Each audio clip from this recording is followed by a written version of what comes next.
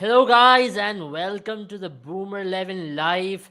And as you all know, Boomer 11 is the best fantasy platform out there. It's free to play, and you can pick, play, and win with Boomer 11 through the course of this World Cup. And remember, there's zero financial risk playing at Boomer 11. So, without further ado, click on the link in the bio and get our app downloaded and play all the predictor contests and also play all the fantasy contests. And you can win a lot of prizes for absolutely free of cost.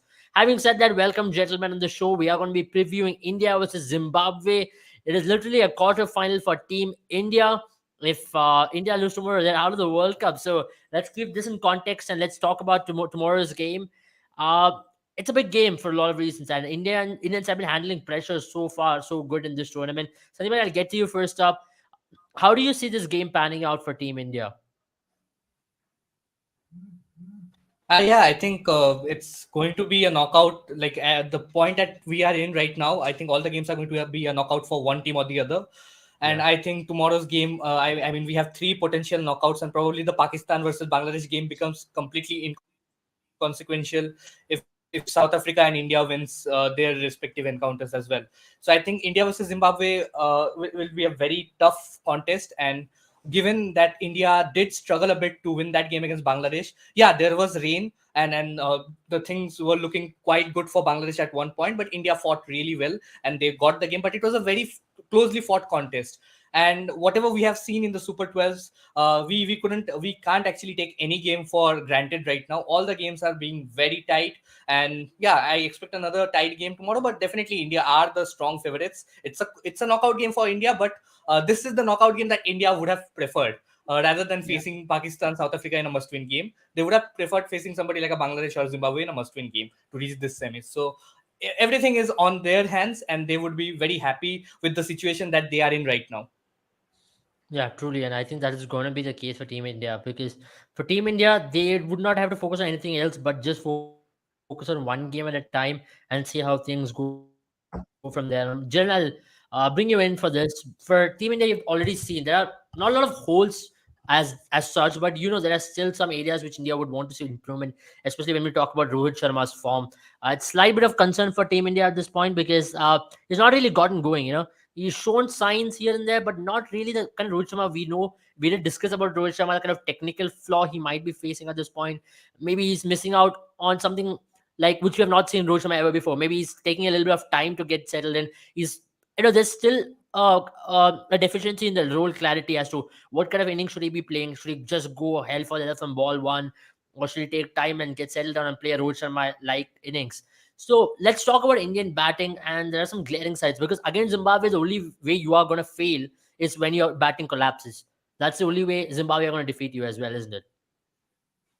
Yeah, absolutely. I think Indian batting tomorrow is going to be the one probably who will have to take up the lead. We know India can do it, and India's batting is one of the most feared batting lineups in the world, and it's for a reason because almost all the batters we have got in there can win matches on their own. And I think we've been doing pretty well. I mean, look at just this graph and look at the first man right there, Virat Kohli, just dismissed once in this whole tournament, and it's not often that you come across a batter who has more average than a strike rate. And in this case, Virat Kohli has average of 220 and a strike rate of 144 because he's only been dismissed once. And he's also the highest run getter in this year's World Cup, if I'm not wrong already. Yeah, Which yeah, means, yes, yeah, and yeah, that kind of shows the person, I mean, the kind of man that he is. I mean, the kind of player he's been, rather for the Indian team because he's not played as many matches as some of the associate nations and some of the other teams, for example, Sri Lanka, and still in four matches already topped the super groups. I mean, the overall run getter stat. So that is something incredible, and he's been doing the job time and time again. But I think where you really are disappointed is someone like Dinesh Karthik because he hasn't looked the part yet. He has a lot more to do, and he has a lot more to come and perform because you see in this stat itself, you're seeing Ashwin has scored more runs than Dinesh Karthik, and he yeah. has a better strike rate. So that is something that he has Yeah, to work strike on. rate is something which is bothering Dinesh Karthik as well. If you remember the knock which he played against South Africa, he was not able to get going at all. Maybe it was a Yeah, bounce, maybe it was a pace, but something was troubling him in a big way. Satyamani, yeah, coming to you, yesterday we did have a discussion on this. We waited for today. We were having discussion on Team India throughout the course of every live which we did, but then we wanted to have an in-depth discussion on whether Dinesh Karthik is the right man for the job. And today also you saw on while practicing, Rishabh Pant was spending a lot of time out there in the nets and also in keeping.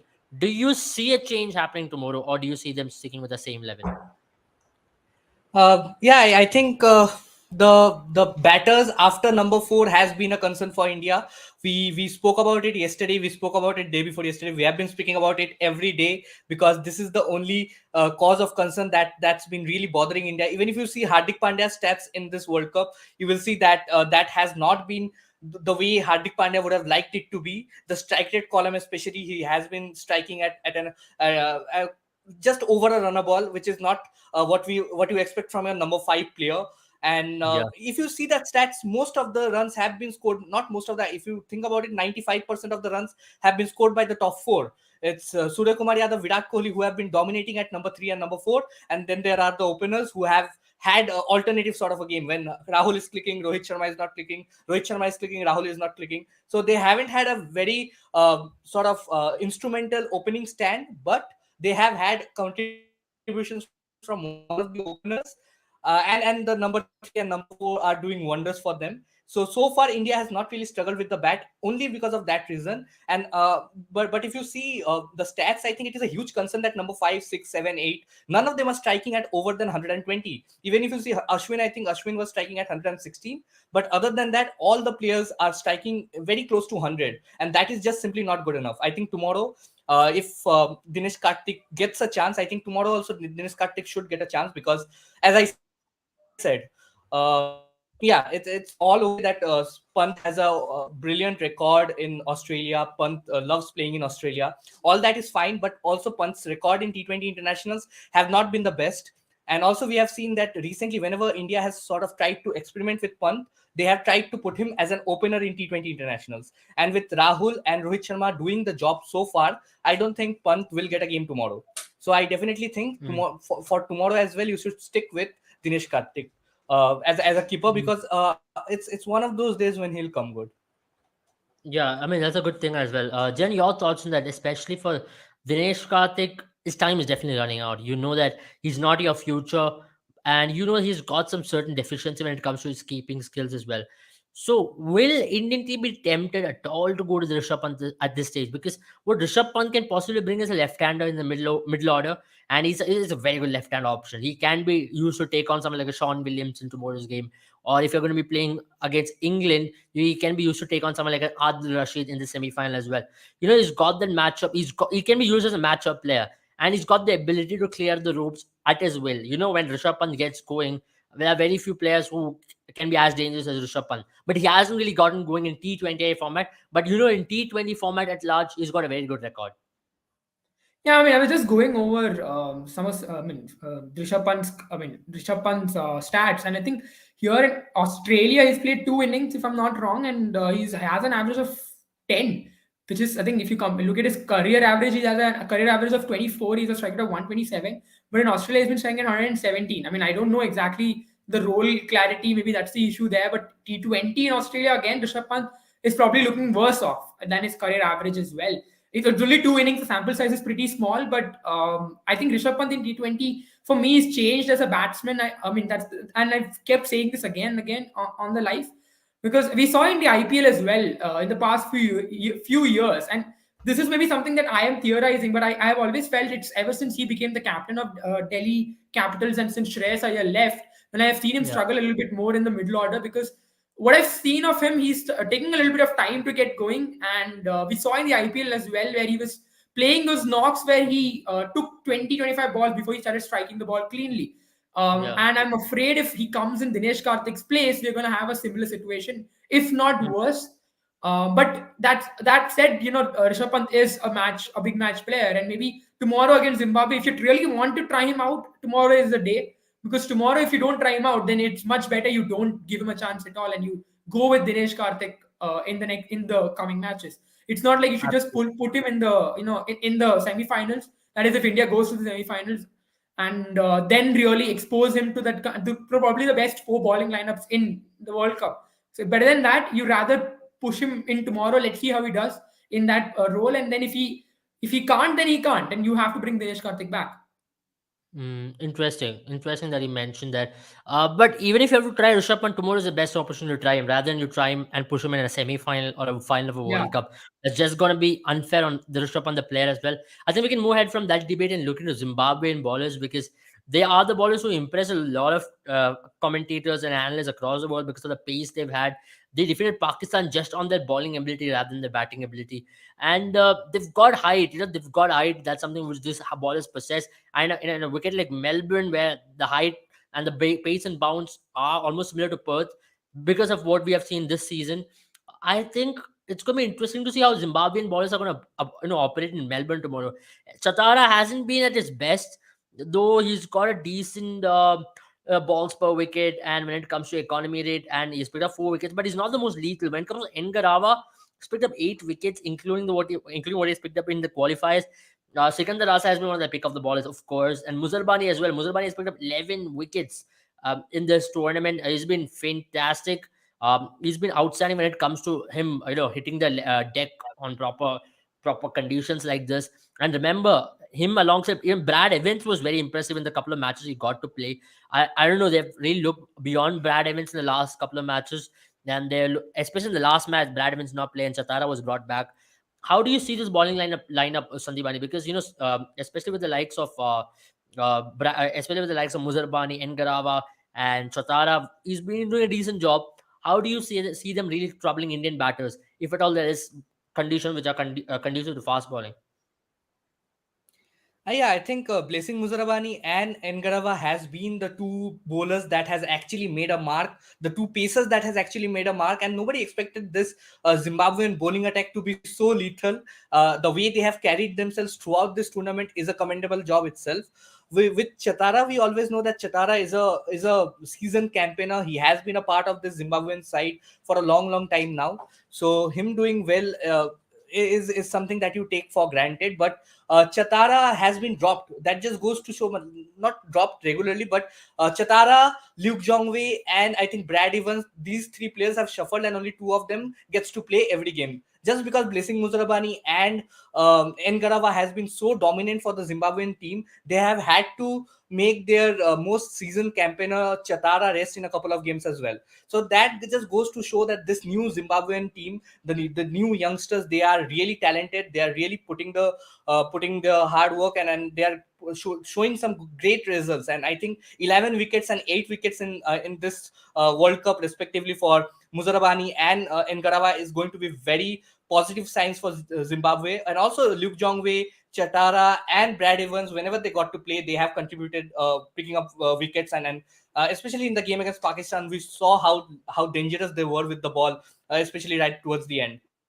And when you talk about Absolutely. Sikandar Raza, he has been the X Factor player for Zimbabwe this entire year. And I think this has been the year for Sikandar Raza. He has been brilliant with the bat. He has won Zimbabwe games with the bat. He has won Zimbabwean games with the ball. And I think he has won 7 Player of the Matches award in T20 internationals this year itself. That just goes to show the kind of player that he is. And definitely Zimbabwe has been a bit reliant on him when it comes to with the bat, because once you see there are experienced contenders like Chakavwa, there is Craig Irvine, there is Sean Williams, but we have seen that this batting team has been heavily dependent on how Sikandar Raza goes. If he goes on and scores a quick fire 40 or a 50 runs, we see that the other batters also chip in. There is Madiveri, there's some youngsters as well who chip in and sort of take Zimbabwe's total to some sort of respectability. But more often than not, we have seen that this potent batting attack be a bit sort of they did not have that sort of intent other than probably Sikandar Raza. Some of the other batters has not shown that intent, and some of them also lacks a bit of game awareness as well. Because they don't read too much into the situation, and they just try to play their own game. And I think that has in some cases be led to their downfall. But tomorrow I think Zimbabwe are knocked out. They have already defeated Pakistan in this World Cup, so they will be going all out on tomorrow. I mean, they have nothing to lose. They can come out all guns blazing, and then definitely it will be a close contest. But it is Zimbabwe's batting that has been a concern for me. The bowling looks brilliant. I mean, if you Absolutely. look And at as the Satish also graph asked, that, if you look at the graph that Abel just pulled up, you will see. I think the ideal balls per wicket ratio should be anything below 25, because that means every match you'll pick up 1 wicket because you get 24 balls every match. And if except for maybe Chatara and Sean Williams, Sean Williams is not one of their prime ballers really. He's someone who tries to fill in overs. He balls. He is someone who balls regularly, but you wouldn't call him as Yeah. a prime bowler. And I think 32 That's balls where per I wicket. think Sikandar 32 is a Raza's good. balls per wicket has been very impressive, alongside Yeah, leader I think exactly, Muzramani as exactly. well. Yes, Muzarbani has anything been below on. the 25 line means 1 wicket will minimum come in that in a match. Yeah, And that's where you see someone like Sikandar Raza, Muzrabani, who have got 12, 14. That means they're almost capable of taking 2 wickets per match. So this is right. incredible right there. That bowling, the striker to the balls per average. Luke Jongwei, Jongwei has a very good ball per wicket ratio, but if you look at his economy, that is pretty poor. I think it's the worst among Zimbabwean bowlers. So I think that's where he has been a little on and off. The fact that he hasn't been coming. I mean, into the lineup a lot. But aside from that, if you look at the Zimbabwe bowling lineup, this shows how good they have been. Although remember, guys, this is the stats from 7 matches that they have played, including the group stage. Some of the Yeah. oppositions they did face were not as strong as India, but they have done well against stronger oppositions as well. They have. I mean, those of you from Pakistan will definitely not want to remember their contributions in this World Cup. But one thing about especially like Blazing Musrabani is that his height. He balls from close to Yeah. 6'7", and his release height is almost 7 feet. And the bounce he's able to extract on these wickets from that release point is quite fascinating, in my opinion. And that's one of the reasons why it's very tough to And line not up just against him. Muzarwani, I think all these Brad Evans and Ngarava as well. I think they are very tall cricketers, and especially with the point of release that these players have, it becomes very difficult for the batsman to tackle the bounce, especially in pitches where there are some uneven bounces. So it gets very difficult to Because understand why I'm saying this, what Taliban, shot is to play. because India did struggle against South Africa on a bouncy track where the ballers Yeah. had extra bit of pace and the ball was really coming onto you. It was and climbing and up it to you. was Ngidi who caused a lot of problems for the Indian batters. So I expect somebody like Ngarava or Blazing Muzarawani early on to have an impact on the game itself. If India can sort of calm these bowlers in the first 4 5 overs, don't lose too many wickets, then I think India can definitely show their class and I go think, get on a yeah, very I big think total. the key with Zimbabwe is to make sure that in the power play you don't give away too many wickets and hope. And then onwards, I think then Zimbabwe will be on the back foot, because it's going to be a very difficult task if you don't get those early wickets to go after this Indian batting lineup, because India does bat very deep. I mean, India bats till Ashwin, and that is pretty deep, to be very honest, in an international format where. Even someone like an Ashwin is scoring runs for you, which means India I is think Mohammed comfortable. Shami can And swing if the bat a little bit. yeah, Mohammad Shami, if he comes in later towards the later towards the end, he can swing the bat. But if India does not lose any wickets, then the only threat to India really is Sikandar Raza. Because and the reason I say that is because I mean there are some very good Yorker bowlers in Muzrabani and Ngarava, but it is not impossible, I would say, to upset their line, especially once the ball stops doing enough. But for that, India will have to make sure that early on in the power plays they don't give away a lot of wickets, because we have seen what Muzravani and Ngarawa can do. They can make the ball talk at that pace and at that bounce. We saw the way Babar Azam was dismissed. That was a beauty of a delivery. The ball pitched in, it was angling in, and it just suddenly straightened off the track. And I Yeah. think they played Pakistan on the same track in Melbourne, if I'm not wrong. Oh no, Yeah. that was No, India. no, That India was in India Perth. versus Pakistan. Yeah, That but was India India. versus Pakistan also we saw how the Melbourne track can do in the power play. How And it can remember, behave, because both there can. was only one 40-over game which was completed in Melbourne. That was India-Pakistan game. There were a Yeah. couple of matches which were washed out, and one match only went out. Was like around 32, 33 overs. If I'm not wrong, It the was the England Ireland. I think it was the England match. Ireland How many overs and was there? It was around like England 20, England 32, match. I think 34 15 overs. overs. 15 overs, I think. 35 overs. 35 overs in total. 14.5, 14.3 overs. So yeah, that's So 35. close to Yeah, yeah, 33, 34 overs. That's yeah, it. And that's where I think this pitch is still fresh. It's not been used a lot, and we do not know what to really expect from a Melbourne wicket. Because first yeah. match you saw there was enough. If you're batting well, there was enough to bat well in it, and if you're able to ball well, there was enough It for you is, to I think it actually. is that kind of a pitch where you need 20, 25 deliveries to get used to it. Because if you don't take that time, it's going to be very difficult for new I batters don't to think come the and start bounce is going scoring. to be as steep as Perth.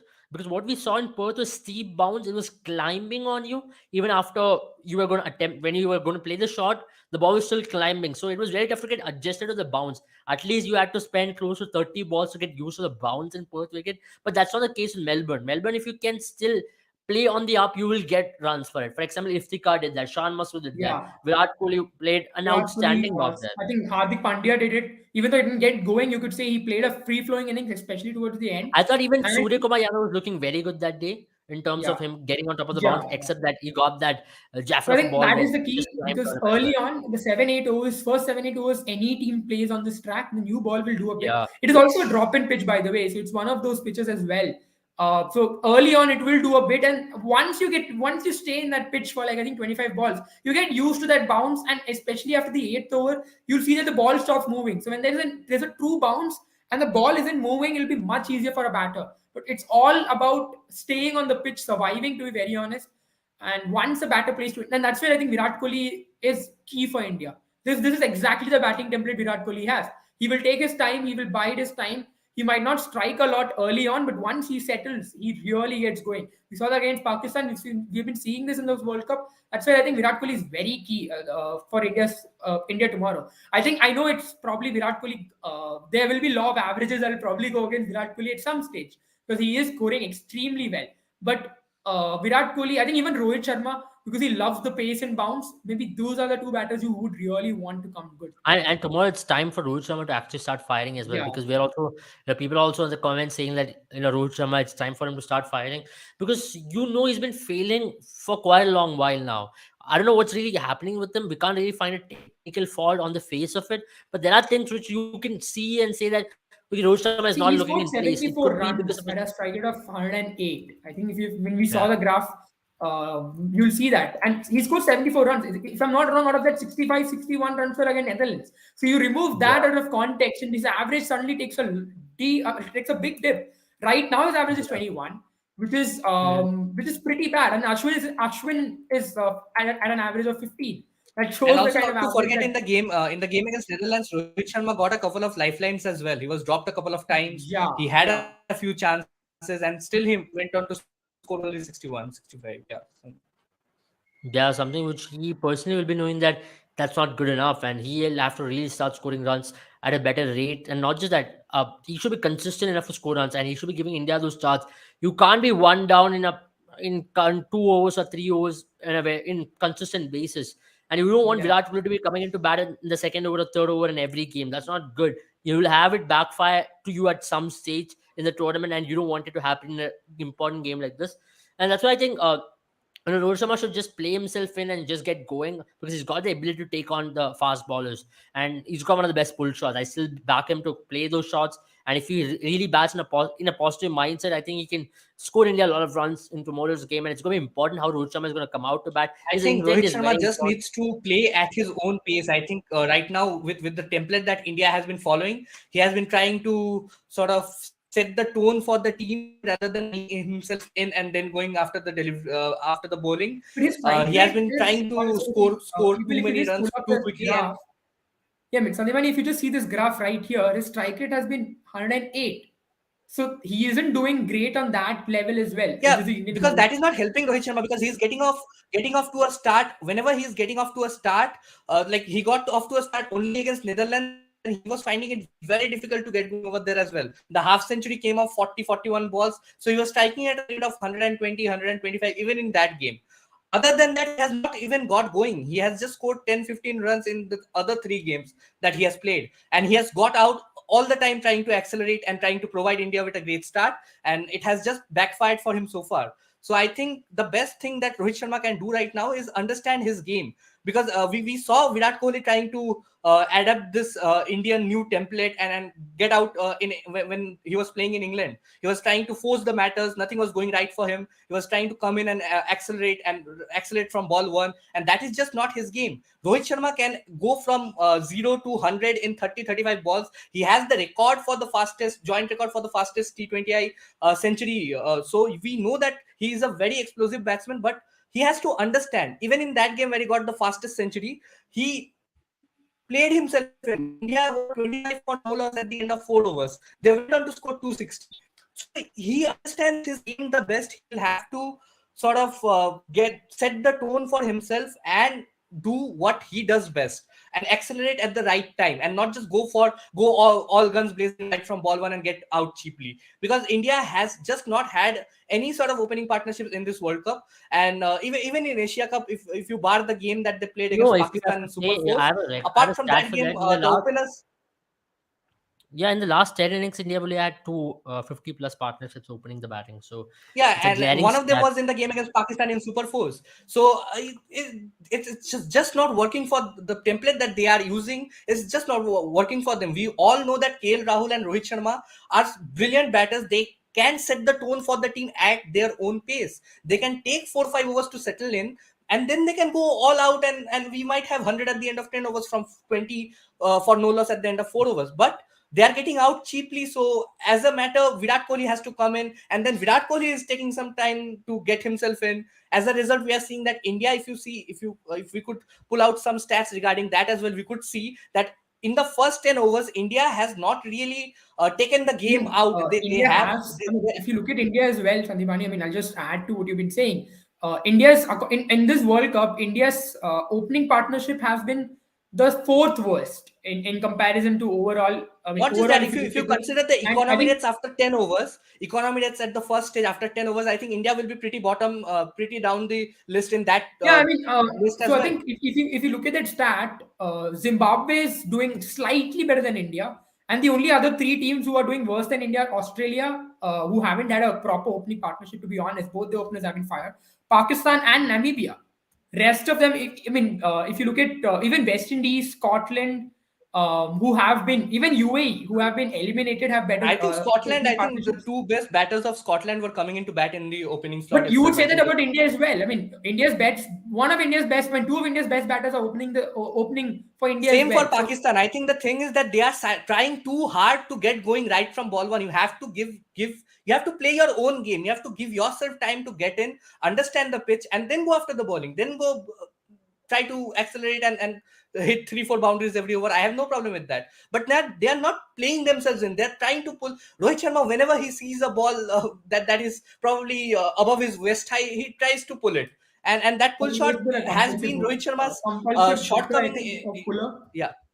He has been a compulsive hooker or a puller for a long time. That before I Yeah, remember, I but think in before he recent really times, if got you see, going that has in the not really been IPL. working for him. Yes, he gets a Yeah. boundary, but more often than not, he gets out caught, because all the teams have that game plan against him, that they have a fielder at deep square leg, they have a fielder at deep fine leg, and they're waiting for him to play that pull shot and miss time one. And that is what is Hmm. happening, because these are big grounds. Rohit Sharma has to understand that they are not playing in India, that some of the misses might carry for sixes as well, where you have very short square boundaries. Here, the square boundaries are 75 meters, and Rohit Sharma is getting caught out at deep mid wicket, deep square leg, deep fine leg. It's just not coming off for him. I mean, you have made a right point over there, especially when it comes to him being a very good puller of the ball. It's also been one of his weakness in the recent past, the last couple of years, especially in Test cricket. He's been falling into that trap quite a lot of times. But I still Yeah. think, he's being a little late for the pull shots, because he's a puller who's not a back foot puller. He's a puller who pulls on the front foot, which is very different Yeah, from a kind lot of of like batters. Ricky Ponting. I think that's the comparison we can Yes, make. Yeah. absolutely. So what's happening with Rohit Sharma is because he presses on the front foot and the ball is hurrying onto him. He's being late on the pull shots. I'm talking about just this World Cup, not any series prior to that. So what I've been able to analyze from this particular World Cup, I don't have video footage on that. If I had the chance to play a video footage, I'll show it to you. Especially that a ball which he got dropped against Netherlands, the ball which he faced against Bangladesh, where he was late on the pull again, he was dropped. And the next time when the short ball was ball, again he pressed on the front foot, then he tried to cut and he got out. So something which I've been finding very similar in Rohit Sharma's dismissals is that he's been trying to press on the front foot, which he has done always. Even in Australia, when he has scored runs, he's pressed on the front foot, but he used to always get that ball away. But he's being late on the ball. I don't know if the pitches are much more quicker than ever in Australia. He's not used to it. But then pace and bounce was never a thing for Rohit Sharma. He always had an extra bit of time to play the pull shot. I don't know what has happened with him in this particular World Cup. Has it to do with fitness? Is it something where his reflex is acting a little slow? These are things which only Rohit Sharma can figure out, and he will be able to answer it better. All what I can say is that Rohit Sharma will perform when it matters the most. and that's why a lot of people in our comments also say that Rohit Sharma will be playing a big knock tomorrow. And I'm pretty sure a lot of Indians would want Rohit Sharma to fire, because the moment Rohit Sharma fires, there is a security within your batting lineup that yes, he is fired. When it matters the most, that he will continue this. There is a lot of stability in your batting attack. Then you can play in a certain template. The moment he starts firing, then your batting attack looks totally different. It looks really fiery to take on any bowling attack in the world. Then I'm pretty sure that there are not a lot of teams who can stop you to win the World Cup. I think he should fire. I think he holds the key for me in tomorrow's game. But talking about that, let's pull out Zimbabwe, because they are a team who have been doing pretty well when it comes to their batting as well, especially not exceedingly well, but they've done a decent job when it comes to their batting, especially likes of Sean Williams, even Craig Irwin has stepped up when it requires, but Sikandar Raza has been their go-to man when it comes to the X factor pick. Let's pull up the batting stat and understand how they've fared up so far in the World Cup. If you look, one of the top scorers have been Sikandar Raza, 185 runs with at a strike rate of 149. It's a very good stat to have. At number two is Sean Williams. He's not had the most impressive strike rate, but then he's had a decent strike rate. Even against Bangladesh, he almost took his team home. And when it comes to Madhivere and everybody else have chipped in in bits and pieces. No glaring performance as okay, this is the standout performer over here.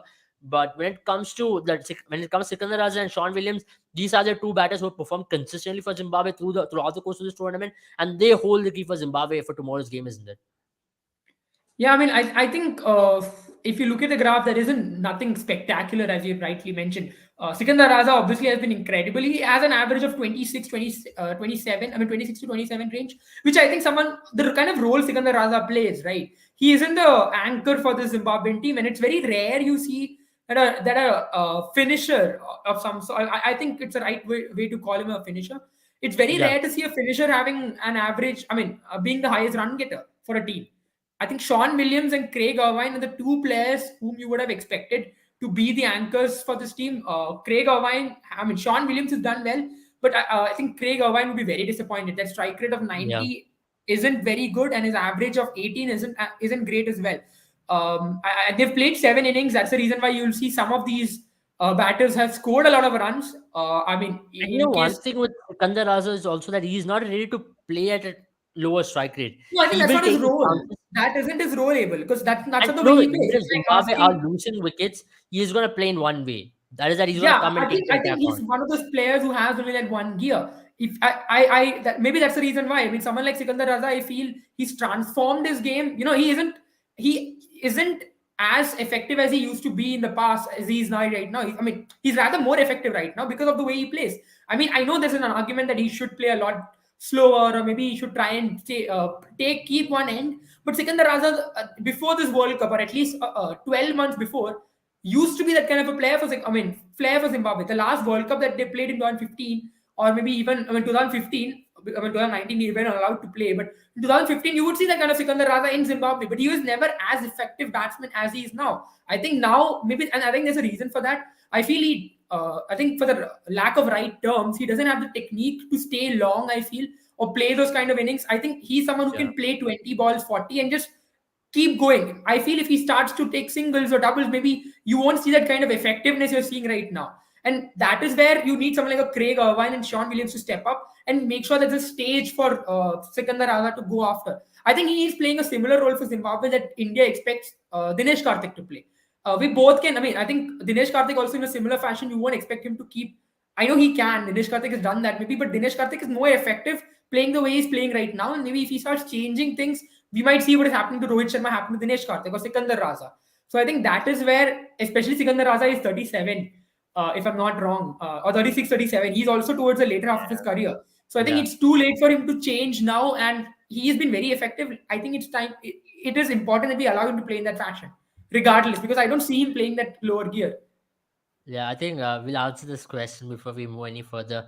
Who do you reckon is going Roman to get the Reigns. belt tonight? Roman Reigns? I will go for Logan Paul. I don't know. I know he's a big drama man, but then, I think it's I already think fixed, guys. This fight is already fixed. I think Logan Paul is winning it. but I think Roman I Reigns mean, is I don't know winning how it popular because it's going to be, but I am a PewDiePie fan, so I'm not much into Logan Paul. Okay. Yeah. Kapil Verma says if India bats second, they will win. I, If they win I the toss. ideally, ideally, I would say they shouldn't, because Melbourne is a tough place to chase. We saw what happened to. Well, I think India struggled to chase against Pakistan. India were lucky that Virat Kohli was on strike, but Melbourne Yeah. have been a tough place to chase, especially because India I is going think to in be a playing under the must-win lights. game with with these conditions given in Australia Yeah, in and this also World Cup. because Zimbabwe, I mean, India's strong suit has been India's bowling.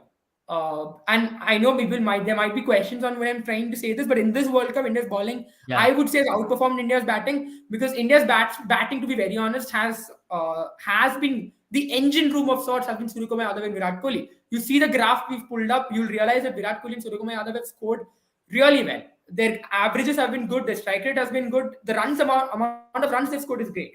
But other batsmen have really chipped in. And against South Africa, when two of them failed, India struggled. I mean, yeah. Suryakumar Yadav And did I not. I think mean, Virat Suryakumar Kohli Yadav played and well Surya at Kumar 129 Yadav has each, scored 140. close to 70% of the total runs that India have scored this World Cup. So I Yeah, think both exactly. of them That's the hold the best way to key. put it there. And Yeah. I think Hardik Pandya, Rohit Sharma, KL Rahul have had one innings each. That's the reason why they have that kind of tally. Otherwise, even they would have had a very, they have an average of 18, 21, and I think somewhere in that range. Yeah, I think KL Rahul has an average of 18.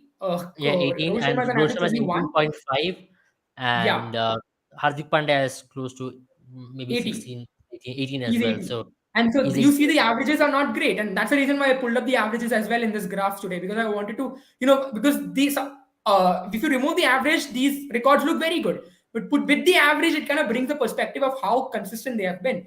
That's the reason why I think against Zimbabwe, whose bowling has been really good, and that but the bowling is the reason why they won against Pakistan. You do not want that. And I think that's why you set a target and ask Zimbabwean batters who struggled really, who have averages of less than 26, all of them. You ask them to chase on a target of 150 to 160. That is where I think India will win. I mean, that's a very good question as well. Chahal to play tomorrow. SS90 has already asked Chahal to play tomorrow. So I think he's playing. That's it. Let's just confirm. I think for me, Chahal would be a better inclusion in Adelaide. If it performs the way we saw in New Zealand Ireland match, if that's the way it spins or it performs, then I think Chahal should be played in that match, because we And saw also, how I good think spin bowling can get wickets. If India will use Chahal in this World Cup, they will use him as a surprise element, and they won't use that sort of surprise element in the last game of the group stage against Zimbabwe. I think they'll save him either for semifinals or finals. If I won't be surprised if Chahal suddenly gets a game in place of Ashwin in the semifinals or finals, because Chahal is one player who I you think at can this point definitely in use. time, I feel at this point in time, if there's one player is going to get removed, it's Akshar Patel for instead of Chahal, because Ashwin has done well with the bat. He is the leading wicket taker. I wouldn't say But this with a lot that's of. what I've been maintaining, As a that spinner, he's the best Ashwin is wicket a good taker. enough batter to play at number 7. But then again, the debate becomes whether the batting is good enough with number 5 and number 6 struggling for Team India. Does this Indian team have enough depth in their batting to afford Ashwin to come in at number 7? I think India were very skeptical about this too, and that is why they Yeah, brought yeah, in somebody fair like a enough. Deepak Huda But in at the this game against point in South Africa. time, Akshar Patel hasn't done well either. Akshar Patel has an average of 4.5 and a stride of 100. He's only Okay, played I've, one I've That match. already just hasn't come mentioned good it in this yesterday World Cup. how He hasn't Akshar just Patel's arrived in this game World does. Cup. Yeah, I already didn't mention how Akshar Patel's game does not suit Australian conditions when it comes to Yeah, batting, I think because Ashwin's he's a does, because front Ashwin foot has a very dominant player. strong back foot game. Ashwin on the back foot Yeah, is a and very good player. absolutely, and same with Akshar Patel. He's predominantly a front foot player. Even when he cuts the ball, he has got a front foot press Yeah, he is which a really yeah. takes you. He is a front foot. He has a very forward press. Ashwin, on the other hand, I think Ashwin is one of those rare players in Indian cricket team in this 11 who can play back foot drive. I don't know of many He players can, who he can can. play back foot No, drive. Ashwin has Ashwin always can. been a back foot player because his back foot Yeah, is his stance have been so upright that him pressing on the yeah, front foot yeah. did not really help him a lot. So Ashwin's cut shots and pull shots have been always quite a thing to watch. Even in Test cricket, he used to score a lot of runs by playing drives on the up by on his back foot. That's why he used to remind a lot of people of Lakshman in the kind of game he had. But that's why Ashwin may be more effective than Akshar Patel when it comes to Yeah. his backward play. And it's so important in Australian conditions where you're going to be having tall bowlers trying to hit the deck hard, trying to test you with the bounces.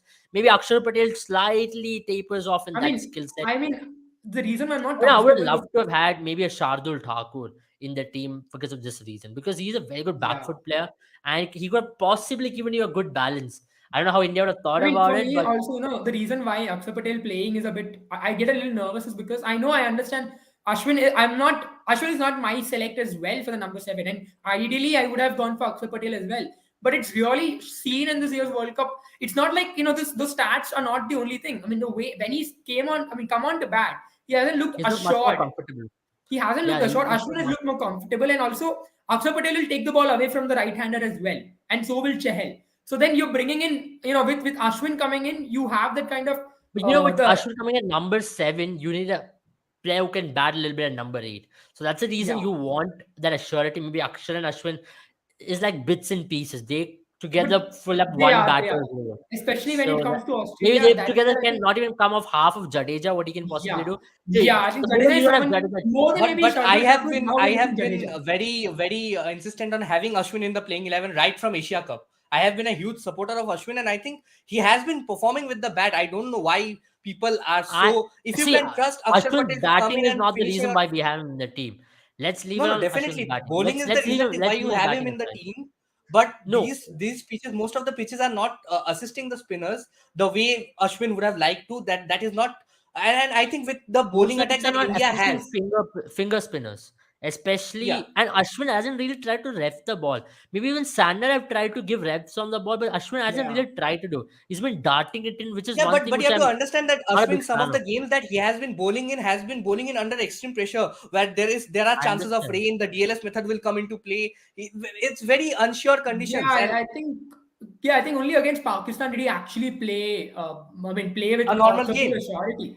And I Yeah. think he's only balled 13 overs in the 4 matches that he's played, which is, in 4 matches you're supposed to get 16 overs. He's only played 13 overs, which means 3 of the matches he hasn't balled a full tally of his overs.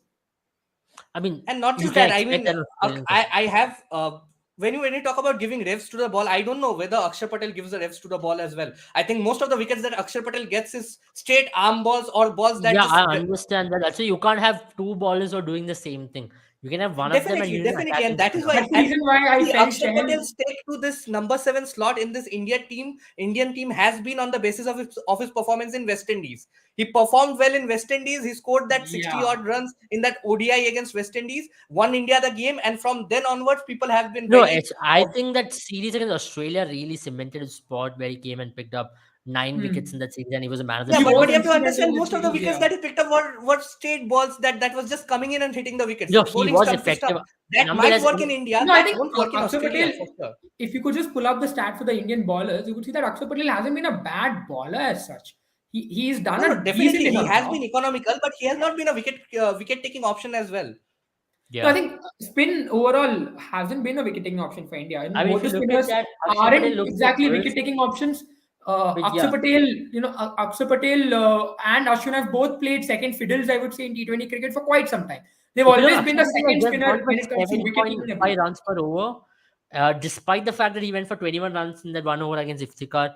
He's really pulled things back. I know Netherlands game really did help him to do that. So South Africa Yeah. game did not play. Last game, he kind of helped in reducing the momentum of the Bangladeshi onslaught when he came right Hmm. after the power play by just conceding 6 runs.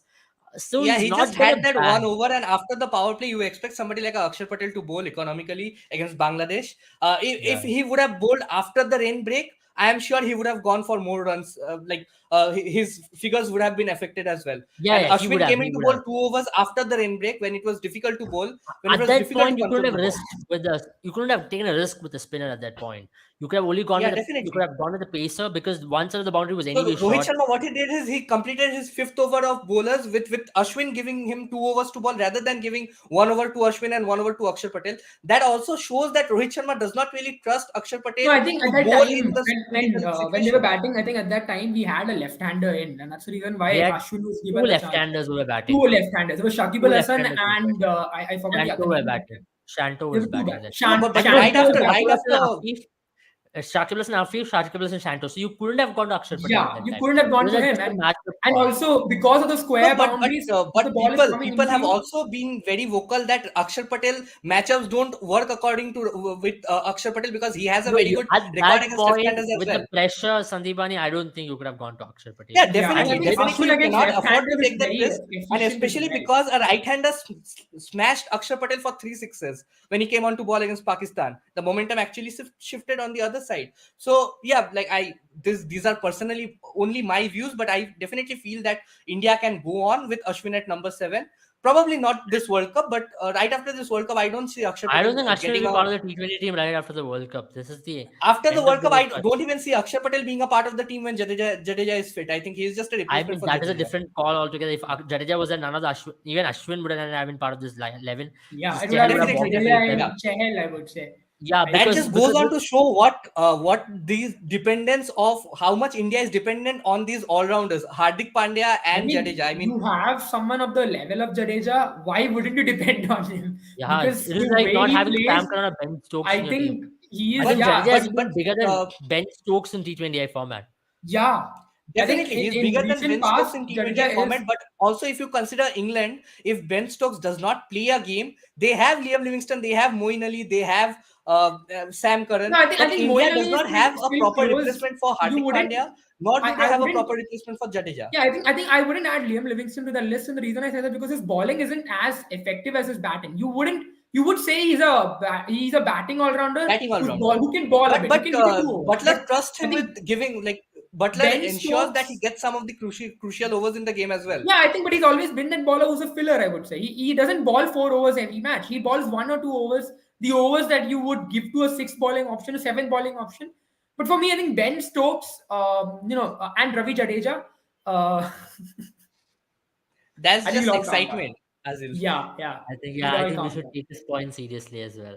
I think we should Yeah, but I just think calm down. Ben Stokes, Ben Stokes, Ravi Jadeja, they are in a league of their own, and especially Ben Stokes in T20. At least he hasn't been present in T20 matches for a long time, and that's where I think Jadeja has been one of the best in the world, if not the best. Yeah, that certainly Definitely. helps, and I like the silence right after that. I think it's we're trying to compensate for the shouting now. Yeah, No, I maybe. think we the debate is done with. Like whatever we wanted to say, There's no especially me, debate in it. I There is no already debate. You said it. have to look at team balance. And when you look at team balance, you have to play both Ashwin and Akshar Patel because that's the only way ahead. Because you don't have a Shardul Thakur. No, Maybe you you can can play a try Harshal. somebody like a Harshal Patel, but that does not You help with can, the you thing. can, Yeah. but that is also an option. I don't mind it, but Harshal Patel hasn't really given you confidence with the bat. I think Bhuvaneshwar Kumar has probably given you more confidence than maybe even Harshal Patel with the bat in international stage. And Bhuvneshwar even in Kumar has IPL, he's given not me really performed with more the bat. confidence with the bat over Akshar Patel as well. Yeah, maybe. The bowling lineup of semi-final against England, Ashwin, Yuzi. See, a lot of people have gone with Yuzve and Chahal. I like that combination, but then knowing this Indian team prefers balance over specific roles. So looking at the team balance, what really gives team balance, So that's I what think they'll go Abel, with. that will work. I think SS98 has a point over there. I can see the inclusion of You know Yuzvendra what? Chahal The in the only semifinals or finals. you know what I personally think you need Akshar Patel. The way how Akshar Patel was sent out to bat against Pakistan, I think India might send out to bat Akshar Patel in case there's a Yeah, but leg no, yeah. operation or left My, arm my spin point operation. being that we'll have to see how India goes in the game against Zimbabwe. How Akshar Patel, whether number 5, 6, and 7 is able to contribute to this Indian team in the next game will decide on the playing combination of the What if semifinals. this If 5, 6, and 7 doesn't get to bat tomorrow? What do you really judge yeah, them on? there's a high Akshar chance, Patel then gets I think spinning they are going balls to to stick with the bat. same team. I think then they're Yeah, going to stick that's with what the my same point team. is. It's tough to really judge these 5, 6, and 7 because the number of balls they get to bat is very less. For me, I can say Dinesh Karthik should have done a lot better in that South African game because that was an opportunity which was set out for him to go and finish it. If Dinesh Karthik would have had a finishing touch in that game, India would have won that game because it would have been 155 instead of 135, and that was the difference at the end Again, of the day. going Margin back was to very that close. game, I think India could have tried somebody like an Ashwin as a floater at number 7 as So well, that's ahead my of point. Dinesh If Karthik. you want to try a Yuzvendra Chahal, then you need to have a Rishabh Pant in the team. Then you need to have Yeah. a Rishabh Pant in the team as a left-hander, and he gives me more stability with the bat. I know when Rishabh Pant is there, he can possibly stop a collapse because you have seen him do it in Test match Hmm. in tougher conditions. This dude can do it, but Dinesh Karthik's technique against a moving ball is a question. He's very vulnerable. I have followed Dinesh Karthik cricket since maybe 2009, 8. I know he was an opener for Team India in Test matches for a brief while, and he was dropped from Indian Test team for the 2007. very fact that yeah, 2007 when India went on to win that series in England, he was the opener, and he and Wasim Jafar went on to have a huge partnership. So initially, he did show signs of him improving, but then he did not improve at the end of the day. He's very susceptible to ball moving. Even in IPL or whenever he has batted number 4 for KKR, why wasn't he a successful batter? because once the ball was moving and once the ball was doing anything, he couldn't really get going. Dinesh Karthik Hmm. became the player he is right now. The second Dinesh Karthik version, what we are seeing is because he has to face very less balls and he only has to face ballers over and ball Yorkers or of a certain length, which he's Yeah, at least I comfortable mean the batting at. ball, the white ball doesn't move at all when you're coming in number six, number seven, and And not in India, yeah, not in India at least. In yeah. Australia, what we've been seeing is that he came to bat once at when it was like 10 overs or less than 10 overs when the ball was doing quite a lot, and he did not do anything much. And even in the last game against Bangladesh, I thought he was looking pretty good, but it was himself to be blamed. He got run out in the worst possible manner. It was Virat Kohli's call, and he's just started running. And when your position's under scanner, you shouldn't be taking such calls. That's what I think of Dinesh Karthik. I still think if you have to bring in Yuzvi and the chair, you need Rishabh Pant in your team. That's my call. Hmm. Because with Rishabh Pant, you get more stability as a batting unit. With Dinesh Karthik, it doesn't. Then your batting is a little five, to be very honest. Because I Dinesh think for Karthik is me, not the if most you are consistent. playing Rishabh Pant, you would have to push someone like Hardik Pandya to the role of Dinesh Karthik. For I me, mean, I why feel not? Why not? Because Hardik yeah. Pandya came to bat at number six in two occasions out of the four matches you played. Against Pakistan, against South Africa, he came to bat at number six. So how does it make a lot of difference? So you already entrust Hardik Pandya to come in that role, then you can still continue to go in with that position. I mean, But I then don't again, mind then you'll doing have that. to define the role to Hardik Pandya, because I think the I mean, instruction he's for done Hardik that. Pandya Yeah, right That's now I is that's to think just go the out there. reason, I mean, yeah, the reason I would say, Hardik Pandya can do that is because if you tell Hardik Pandya has become a very malleable cricketer of sorts. He is starting to play roles that the team wants, and that is the Hardik Pandya we know he can. I mean, for Gujarat Titans, we saw excellently he played those roles. And if you tell him, okay, you have to take back, because maybe for me, I feel if you look at Rishabh Pant and look at Hardik Pandya, the more flexible of the two would be Hardik Pandya, regardless with the bat. And Hmm. maybe if you want to bring in Hardik Pandya, then maybe When would you you bring try his it with bowling as well, Hardik Pandya's bowling has been one of the best in this yeah, tournament. He's picked yeah. up. He's the second most leading wicket taker for you with the ball, and Hmm. adding to that is batting where he's averaged 18, played a crucial And 40 this was in bound to Australia. happen in Australia. Hardik Pandya loves bowling in Australia. He loves batting in Australia as well. But the thing, my only concern with Hardik Pandya getting to that number six slot is that Hardik Pandya in recent times have tried to play that anchor sort of a knock where he tries to take the game as deep as possible, and we don't Yeah. see Hardik Pandya trying to play big shots if the required I rate mean, is not he is over 10 or capable. 9. I He's mean, pretty fair capable of enough. doing both. Fair He's He's pretty enough. capable capable But of the of doing doing point both. it, but being, I think it's I just in his mean, mind yeah. to sort of take the game deep. I Yeah, I mean, mean, I if you agree. tell to Hardik Pandya that you have to go finish a game, he will do it. I mean, he's pretty capable. Yeah. He's got the And power to if do you it. have two people, I think it's what's better for the team. If you want to play Chehel, then you need Rishabh Pant, as Abel mentioned rightly. And if you're playing Rishabh Pant, you cannot play him at number six, number seven. We have seen in the past, Rishabh Pant is really not that player anymore. He isn't a finisher material anymore for me, at least at this Or at the frame of else, mind he's in. or Yeah. But else, or else. Jerin and Abel, Rishabh Pant has also struggled batting at number 4, number 5 in T20 internationals. I mean, he It's has. I mean, we're not saying that he did not, but then you still have a better stability. You don't know when he's going to come good. You know that on a day where you're 10 for 3, Rishabh Pant is better suited than Dinesh Karthik coming in at number 5. I'm just saying that. yeah, true, Hmm. Rishabh Pant definitely. can possibly help it. And he's a big match player.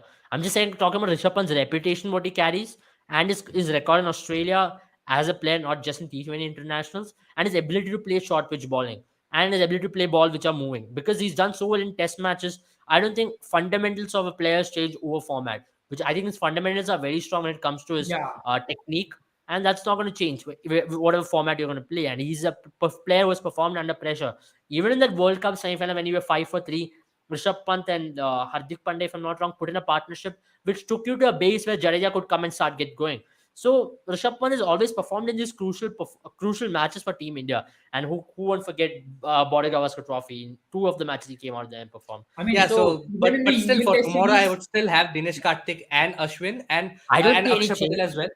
I don't see any Akshay change. Patel, I'm yeah. just saying, in case you want to play Chehel, then you have to play Yeah. Rishabh Pant. That's my argument. Yeah, yeah, that I this is think these two changes will be a very surprising change, and a very, it can take the opposition off guard, as it can like catch England off guard as well. If you suddenly see Yuzvendra Chahal and Rishabh Pant in your playing lineup for the semi-finals, I won't be surprised, and I think it will sort of uh, be a surprising element for England, and I hope that India makes one or two such changes that takes the team off guard, because team will be preparing for Dinesh Karthik and Akshay Patel, how to go about But their you know business what? against Dinesh I Karthik and really Akshay want Patel. Dinesh Karthik to play in that semi-final if you're playing against England, because he's someone who can really use the short boundaries and he can target Sam Curran better than Hmm. anybody else.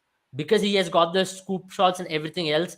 I think that Sam Curran's lengths can be wavered off by Dinesh Karthik. So I really want Dinesh Karthik to And play Dinesh that Karthik game. is a class player. Let's hope that he comes good tomorrow as well. But I don't know, like you mentioned, I don't know whether number 5, 6, 7 will get enough opportunities tomorrow, because the number 1, 2, 3, 4 are doing the job for the team on most occasions than not, and they I have been think batting till the okay. 14, 15th over. Here's what I feel. Both you, I mean, Abel, Sandeep, tomorrow there is a chance that India might have to rely on its middle order because it's going to happen in Melbourne.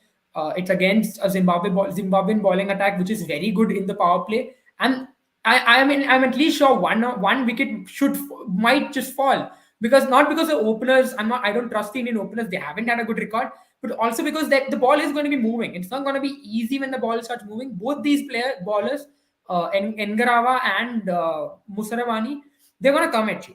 And they are going to try and get a wicket. They're going to ball that kind of a length. They're very good when it comes to that kind of a length. In Melbourne, first 6 overs are not going to be easy. That's where I feel India's middle order will come into picture. I'm not saying India's lower order will, but I think India's middle order will.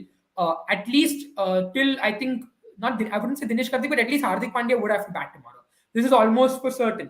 Another thing I would like to say is I think I wouldn't want Chahal to play unless the pitch is turning, unless the pitch is a slow pitch like what we saw today or what we saw in Adelaide in New Zealand versus Ireland game. And the only way that happens if there is no rain, not only on that day but also on the 2 days before, because that's how we went into Adelaide on that day. There was no rain for the past 3-4 days. If that doesn't happen, if the pitches are what India has played in, the kind of pitches India has played in has been the pitches which not help spinners at all. You look at the amount of wickets that have Yeah. been contributed by spinners for India is only 5 wickets. India, I think the Hmm. rest of fast bowlers have I think taken 22 And wickets. my argument is also that you don't want to change with the balance of the team. This balance has Hmm. worked for you, and the balance of the team is so important in T20 cricket because we try to bring in a player. Because of that, we try to completely disjoin the balance or dismantle the balance, and it And really backfires your team. So Paris I don't want to Mamre, think the about the Indian balance. bowling coach, did come out to say that when there was a journalist question whether when you're playing Netherlands, when you're playing Zimbabwe, will you change your team 11? Will you give others an opportunity? And he said no, because we are looking to make sure that there is a stability. We're not going to make changes to play because players have had enough rest already. So that is how India is going. And all I'm trying to say is unless the opportunity presents itself and unless the pitch is conducive, I really don't think Chahal will be included. I really don't think Chahal should be included because Chahal And also not is just that, even for Chahal, what can possibly go wrong for him is that, see, in Australian conditions, because of his pace, not a lot of bowlers have had success. exactly, Barring exactly. Sydney, Why did we maybe see? I barring mean, Cup. why did we see? What did we see? Ishodi, Santner do well, or why did we see the Afghanistani bowlers do well? Yesterday, or day before yesterday, and why did we see? Why did we see Adil Rashid do well today? Was because those pitches were a bit. They were older pitches, not as fresh as Melbourne, and they were turning. It was gripping. That's the reason why you saw Adil Rashid ball beautifully today. But why hasn't Adil Rashid done well before? Because it's been much flatter. The ball has been skidding on, and Adil Rashid's not gotten any purchase. So that is where Chahal will be vulnerable if you bring him in these kind of pitches. But if the pitch is as what we saw in again New Zealand and Ireland, as I say again, then I think if you don't play Chahal, it's a lost opportunity because on these pitches, Chahal can be very, very lethal. Absolutely, and I think first of all, me personally, I think Chahal need not be brought in unless it's a tactical matchup where Yeah. Chahal is capable to go up against an English team. He has troubled the English team even before. I think his best figures came up against an English team in Bangalore, where he picked up 6 wickets, if And I India will remember. be playing England at Adelaide. So if you want to have that change, a surprising element to surprise your opponent, I think You that's the can best way possibly to do it. introduce him. But in that game, I would still have Dinesh Karthik because considering the ground dimension, how he needs to be tackling Sam Curran, I'll still go with Dinesh Karthik in that game against England instead of Rishabh Pant because Dinesh Personally, I Karthik will don't be see much India comfortable playing changing those guys. anything tomorrow, and I don't see them. The only change that they can make from a surprising standpoint is probably bring in Chahal or Rishabh Pant. These are the two changes that can probably happen. So other than that, I don't think there is actually You very know, much tomorrow's anything game, that I would India will have want to to prove see to me. India throw in Akshar Patel at an higher order. Maybe if India loses a couple of wickets early in the power play, instead of Surya Kumar Yadav, just throw in Akshar Patel and be like, just go tong it. And if he gives But you they some have tried that confidence there, against Pakistan. It It did not might work for just he them. got run out. it, He got run out, and that wasn't even a run out. I'm pretty sure that wasn't even a run out because his hand had hit the stump and the ball came. I don't even care what people think about it. It was not even a run out. Just an awful decision by the umpire. You saw it very recently also. It happened to Dinesh Karthik where the hand had hit the stumps. I don't know what is even umpire watching because a person sitting out from outside could clearly see that firstly the hand had hit the stump, then the ball hit it, so which is not out. Then which means you have to really plug the stump out if the ball had it later No, I on. think this is still a very gray area because I think they consider when the bells are off, whether the ball both was the in bails contact should with be the off. stumps I or not. think one bail being off is not what they're looking at. Yeah, They should yeah. look at both the bails I being think off. India also got one run out like that only. When India was fielding, I think one of the bells were off when I think the gloves were touching the wickets, and then the ball went Mm. on to hit the stumps, and the other bell came off, and it was still given out. So I think it's still a gray sort of an Either area way, where but Akshar Patel things can can. still be I tried as mean, a I was just looking at, match. so I mean, from our earlier debate, I was just looking at Chehel's performance in Australia, and he is, I mean, he's not had a very good, what do you say, bowling average, I would say. So I think that's where his bowling average is 40 in Australia in T20 cricket, which is not very But if good. you think of recent times, I think he came as an concussion. He had a That very was good just tour one of Australia in the occasion. last one. Yeah, Yeah, that was just that was one just occasion, if I remember. Nothing much. No, but I think Doesn't do much. he had a good performance in that series in general. I think the He's had prior so decent series that he took in here's Australia were here's the terrible. stats, right? Here's the stats for Chahal. In 10 matches, he's got 8 wickets, but he has an economy rate of 9 runs per over and an average of 40. So which So that's means, I that's mean, one and issue with Chahal He picked up five because or he six of flights those the 8 wickets ball. in the last 3 games itself in Australia. So I think that will come into play as well. Either way, I think he's got a better record as a one-day bowler than a T20 bowler. And I just an educated man, Shan Masood should be captaining Pakistan. I don't know what's the situation or status quo in I Pakistan. have a feeling by the end of this World Cup, because I know Pakistan Cricket Board, No, I I think think it's going to be they're Mohammad backing Rizwan. Babar Azam to the tilt But right now. I think and there's going to uh, be there is a lot of people asking for Babar Azam's head, but I would say no because one World Cup doesn't really decide a but to captain. be I very don't We honest, think have if I so. have to I be think Babar Azam will keep his captaincy. Pakistan is going to beat Bangladesh tomorrow. They are still going to get knocked out because India are going to go on to beat Zimbabwe, and South Africa will beat Netherlands. So Pakistan won't make it to the semifinals. But I don't think that they are going to go after Babar Azam's head, especially because Pakistan came back strong after those two defeats. They defeated South Africa. It was a Yeah, rain I affected think game, but they Pakistan, to be went on to very defeat South frank, Africa. they did not get going at the start of the tournament, but they haven't been a bad team by any margins. They've done very well. I think they if you look at haven't the They have net been the run exactly. rate, third best team in this group. you look at the net run rate, to be very honest, is a very good measure of how good her team has Yeah, I been think you know despite the what, points. Darren, that really helped from that Netherlands game It where they were did. able to It take it in did. like It did. 14 overs, and even Yeah, in the No, but fair you India enough. game also they have to lost a understand, large Abid, But one. they the haven't two been games bad. that they lost were very close, and they were supposed to Maybe win Yeah, both the games. yeah. 43 against 38 against Zimbabwe should have been chased, and 48 of 18 against India should have been defended. So technically, Yeah. Pakistan should have been undefeated till now, but only because of some probably I think it's the unpredictability of T20 that nerves. they really got to them. You could Yeah, argue that definitely India could nerves have at been in the one of end. these They positions. I actually mean, collapsed in the first India two could have games. won against South Africa. You never know. India could have lost to Pakistan. India should have lost to Pakistan until Virat Kohli came in and waved the magic wand that he does. India could have lost to Bangladesh, but then many factors were involved there. These kind of things, I think Pakistan, to be very honest, has been on the rough end of the unpredictability of T20 and the fact that their team themselves are unpredictable. But that doesn't mean you just call for the captain's head because I feel that's But been to the be mistake. very That's been fair the flaw with. on this question, if you have to analyze Babar Azam, the captain, uh, tactically or analytically, he's not the best of captains, to be very honest. Yeah, And I'll he concede Fair lacks that. enough. a lot Fair there. enough. And he lacks a lot of game awareness as a captain as well, which I think he I might think learn, he might not. there was this press conference where I don't remember which exactly match it was, but one of the questions that was asked to him that was how, I mean, how did Pakistan perform? And I think it was a Netherlands game, if I'm not wrong. And Babar Azam's reply was he would have liked to lose he would have liked to lose less amount of wickets. And I remember one of the analysts who was sitting in the studio said that wickets in T20 doesn't matter as much as the rate of runs which they scored. So I think in many ways maybe Pakistan's whole management is thinking about the T20 game in a different fashion, and I Yeah. think that is where you need to look at maybe not the captain but rather the management themselves. And Babar is a selfish player or not, we can't really make I think judgments on Aisha it. means However, that Babar is a stat padder, and I mean, he is. I have to be very honest. He is. He's not the most impactful T20 player. I mean, what Virat Kohli did at the age he of is 28, Babar he Azam is a has not product even of achieved what half of it. To be very he honest, is a product what of the Virat Pakistani Kohli was, batting lineup. I mean, he's if not Pakistan impactful. To be very honest, he's not the most impactful player. He's a very classical batter. He could be a very good Test batter and an ODI batter, but in T20 format, I yeah, still have I my think doubts in Babar Azam.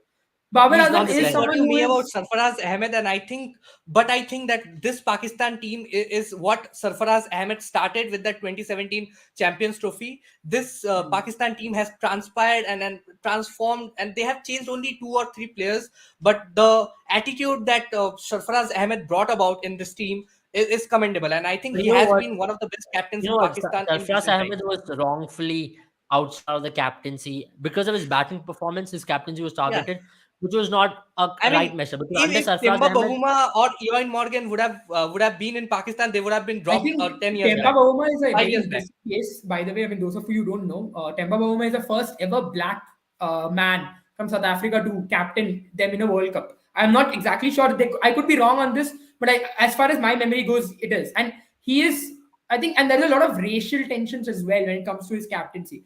Because there's one side of it, and cricket there is predominantly a white man's game.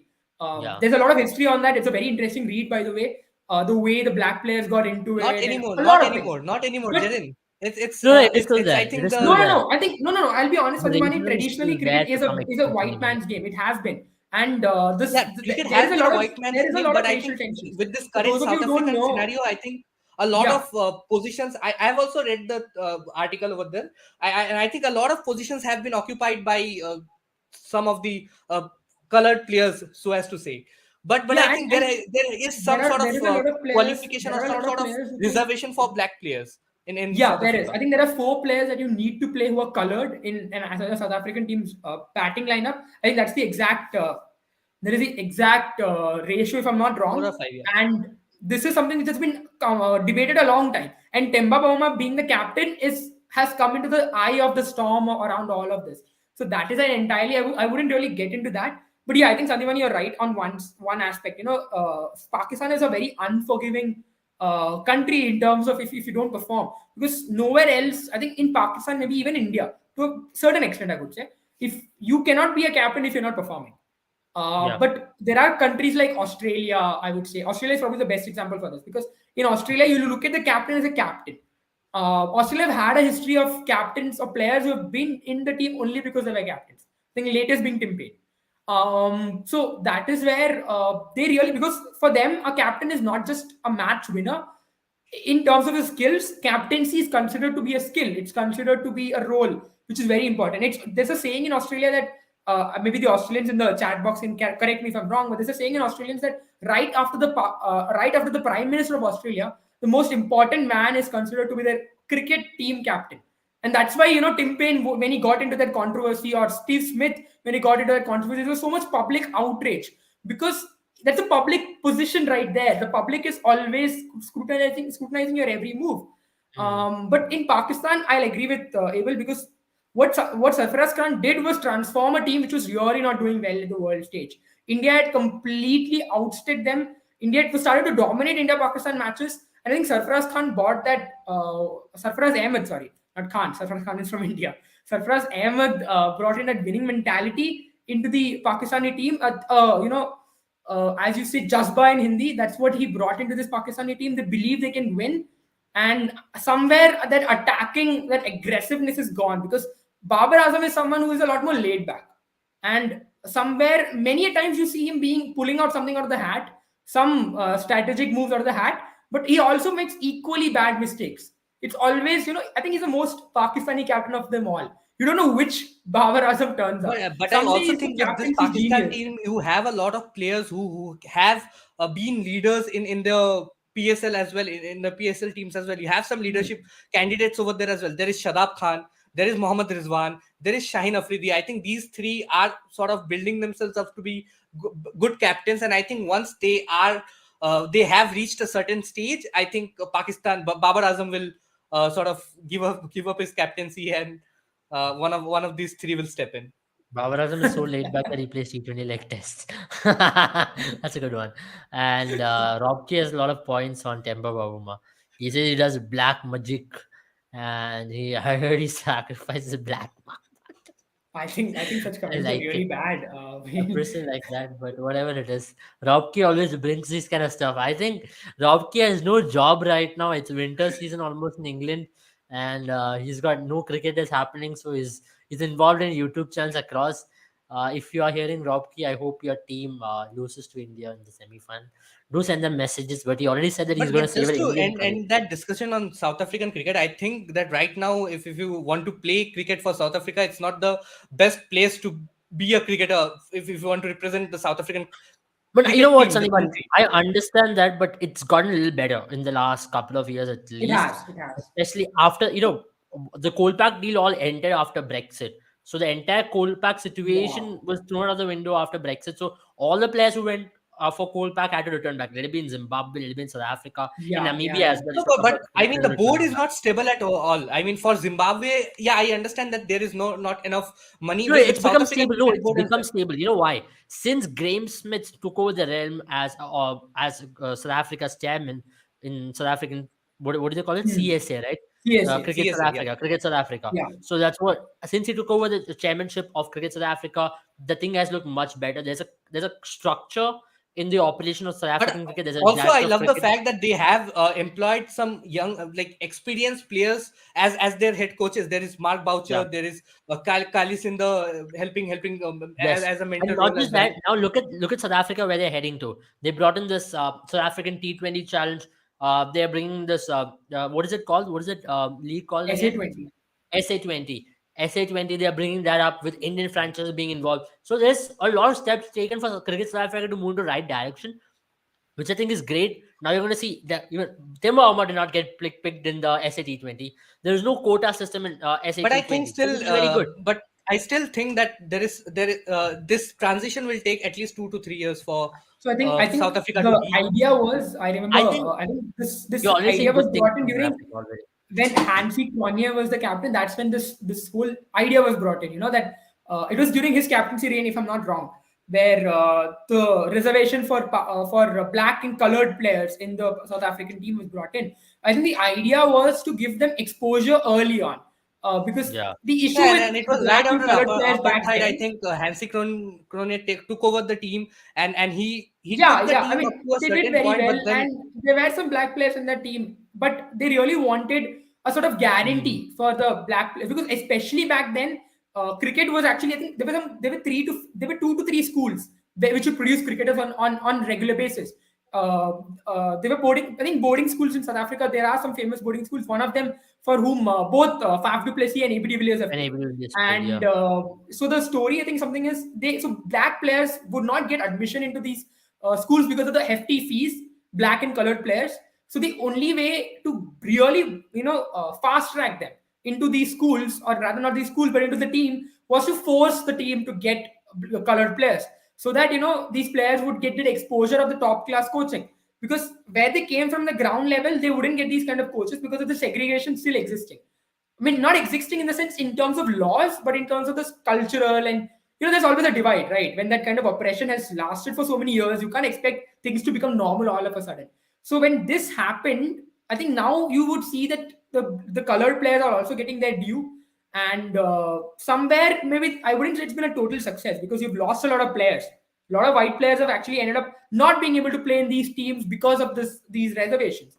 But now, to a certain extent, at least in terms of cricket, in terms of cricket growing, despite the boundaries, somewhere you would say that colored players have really done well for South Africa. I mean, you No, look at the current fast bowling contingent. You look at I think the Hashim fast Amla. ballers have really come up, but not Yeah, in terms of batters. I can't really find a batter out Hashim there Amla that's probably good. is the only one I can think of. But I mean, you also have Imran Tahir and players like these. Yeah. But you would see a lot of colored participation and black players now coming in. But yeah, I think now with that CSA 20, I mean SA 20, I think we're very close to that time in South African cricket where maybe that reservation should be removed. But looking at the political situation in South Africa, I think it's going to take at least another century. For those of you in India, I think it's almost equivalent to the kind of reservation we see in public offices in India. Because that thing is very, that I mean, emotion is very I think this strong in South discussion is Africa. a very fascinating one because if you look at South African cricket history, the moment they came after apartheid in '92, where they got readmission into the cricketing system.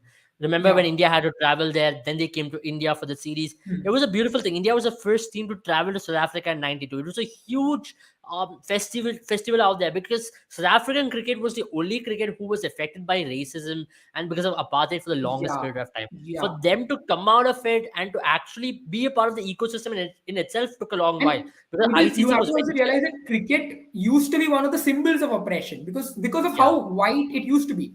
But now, and that's the reason why I think this kind of reservation was brought And in to kind if of you guys change that remember stigma. very recently, if you guys remember very recently, where South African cricket was suspended for a brief period of time again by ICC because of their political tension within the The cricket board. government Then intervention, that's something that the ICC government really hates. intervention, like how India got banned in FIFA.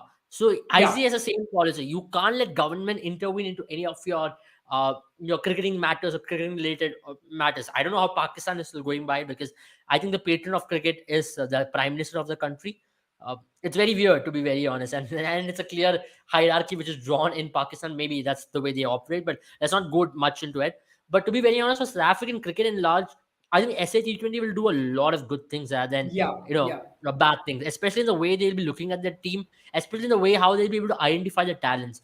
If South Correct. Africa did not have these reservations, I think they would have been a much better team. They would have at least had a World Cup. Absolutely. They I mean, you always had to. remember the South Africa before the system came into place, they were a beast to be reckoned with. I think, to be very honest, sports and reservations don't go together.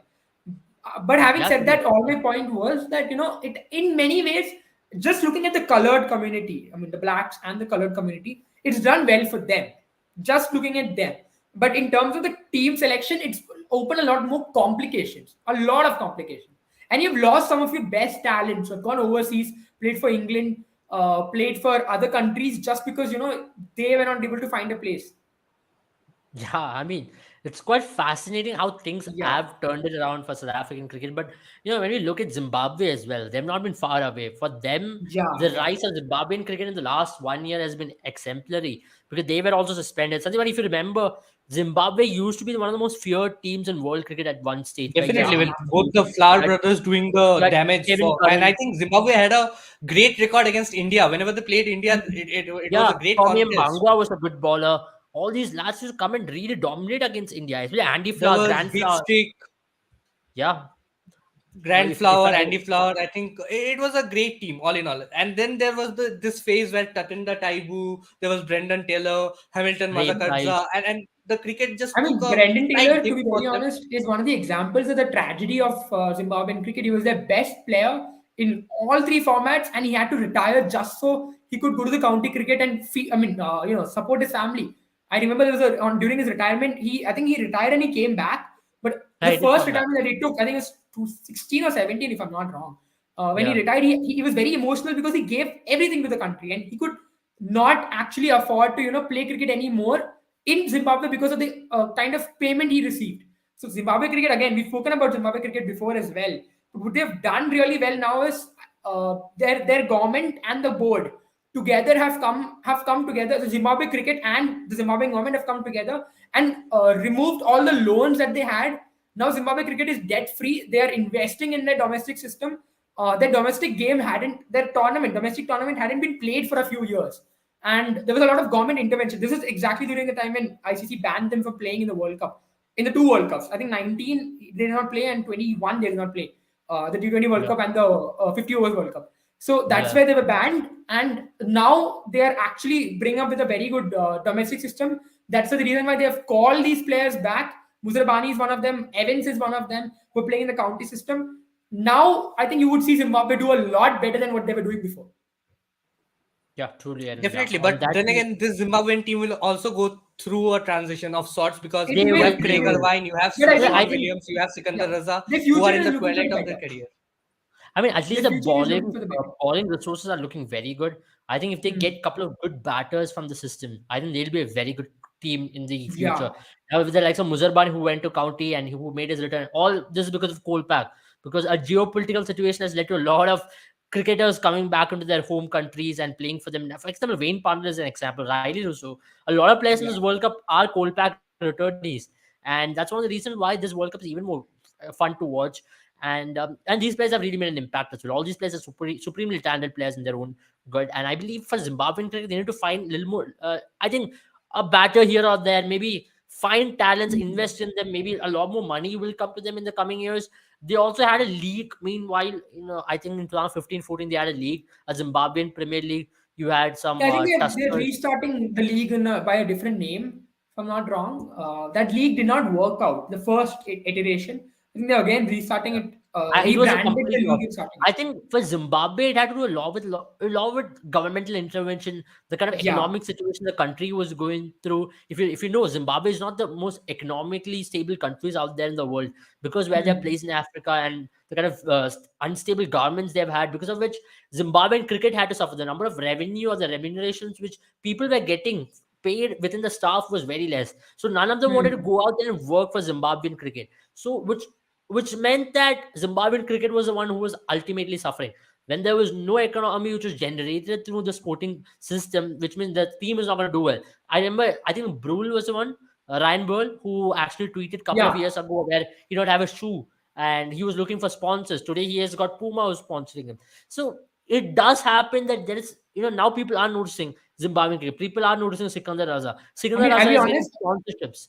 I really hope, and I'll be honest. I think for me, Sikandar Raza has the capability to, in terms of his, at least his bowling, to be a very good Yeah. number seven, number eight, even in the IPL for some of the teams. I mean, you wouldn't put him in the I believe 11, if but you he would has a good definitely would performance not. against India tomorrow, definitely there'll be eyeballs Could on be an him. audition. It could be an Could audition. be an audition. Yeah, I absolutely think could if be an he audition. tries, he might get chances in the 100 and the BBL definitely. BBL, I think Especially because 100%. I Sikandar think he's Raza has already got had a a PKR. brilliant year, and also he scored that century against India in the ODI bilateral ODI as well, in that series as well. So I think Sikandar Raza is one of those players that will be in front running for an IPL But then contract, if definitely for Sikandar a Raza and PSL. And yeah, I mean, if these Zimbabwean players do get an IPL contract, then who is Pakistan going to play when the IPL is happening? I mean, I think Pakistan will play themselves in a intra-squad Maybe match. maybe they'll have a tour of Actually, Kenya Namibia. is there. Kenya is a good team to play. Namibia, I think Namibia is I was probably a actually better. watching a match between Kenya and Nepal, and it was very intriguing for me because the kind of competition both teams had. And it was actually very nice. You had Charu Sharma commentating in Nairobi, and I think we should start covering Kenya versus Nepal next time. I think there's a sure. good amount of talent out there. I think Kenyan bowlers are pretty strong. They are pretty. They can hit the deck pretty hard. I think watch out for these Kenyan bowlers. I think they are going to be next superpowers in cricket. Maybe they're doing black magic, as Rob Key is saying. They got powerful, God. powerful On strength out that there. And note, on let's that note, move I on think to the Nepal. game, and then yeah, I think tomorrow's game, early predictions. If I have to say on one word, I think India will be looking to dominate. India will be looking to dominate and give a statement that we are here to win the World Cup, and that's a statement you want to go into that game with. I don't think India will be playing under a lot of pressure because the two pressure games you were under, especially against Pakistan and Bangladesh, is now out of your back, and the Bangladesh game will definitely give you a lot of self belief for the team India. Especially if you look at Bangladesh game, the scenario India were put in. India had to defend how much? 84 runs in 9 overs. And at one stage, you were out of the game. Totally, you were out of the game. Yeah. 67 runs, and you were 17 runs actually behind the game. And Duckworth Lewis was favoring Bangladesh game. So you Bangladesh at this point, and you knew that you were out of the World Cup, and you just got saved by a whisker. So they will be aware about it, and the kind of cricket they played in the last 9 overs, the fielding, the kind of bowling, the kind of catching they took, it was just wonderful. And especially KL Rahul's run out is one of the highlights of it. So I think that's how India would like to play against Zimbabwe. As they want to, they would want to leave no stone unturned for tomorrow. They want to tick all boxes before they head into that semi-final game against England, because they all know the importance of a game against Zimbabwe where they have to not take this opportunity lightly. They know it's a good opportunity to test themselves against bowlers who ball 140 plus, because Mark Wood is a bowler they will be looking at as well, because Mark Wood will be balling at 150 Ks, hit those hard legs. And same with Muzarbani and Engarava, you'll expect similar kind of length, especially Muzarbani. He can nip the ball slightly, and he can also bowl ball at like 140 to 145 Ks, where even especially like so KL Rahul, I really want him to continue performing. I know one innings had come. If KL Rahul can continue performing in that similar way, where he can put in one more performance, it'll give him a lot of confidence. By the time he's going to face England, he's going to be in a very good headspace personally, and I'm pretty sure it's going to help him to do well against England, hopefully. Your thoughts, lads? Yeah, I think if India bats first tomorrow, I think they are definitely going to score close to 180 tomorrow, 170, 180. I know the pitch will not sort of favor them to go on and score 170, 180. I think it will be a above par total. But I think tomorrow, if India gets to bat first, they are going to put up a above par total, and I think they are going to win the game with the bat itself. And I think Zimbabwe will find it very difficult against India tomorrow, especially if India does not lose any wickets up front. The thing that Zimbabwe will have to do is pick up wickets in the first 6 overs. If Zimbabwe can somehow pick up 2-3 wickets in the first 6 overs, then they are in the game. Other than that, I don't see Zimbabwe posing a serious fright for this Indian team, because India are coming off from a win that was unexpected to them. At a certain stage, I think most of the Indians, with rain coming in and rain getting heavier, most of the Indians would have thought that this World Cup is done too. They would have had a huge scare.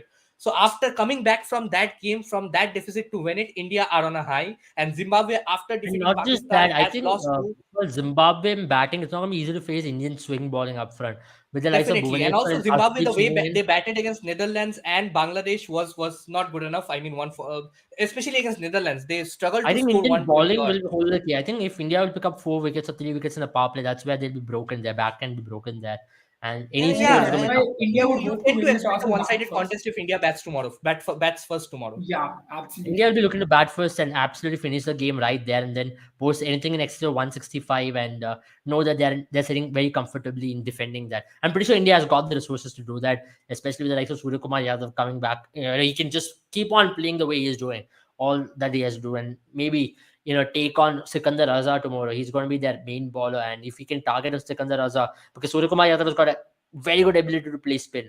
And if we can target Sikandar Raza, that threat is going to be out of the window. And especially with the likes of Muzarbani, also he's got shots all across the park, and he can maybe pull him here and there.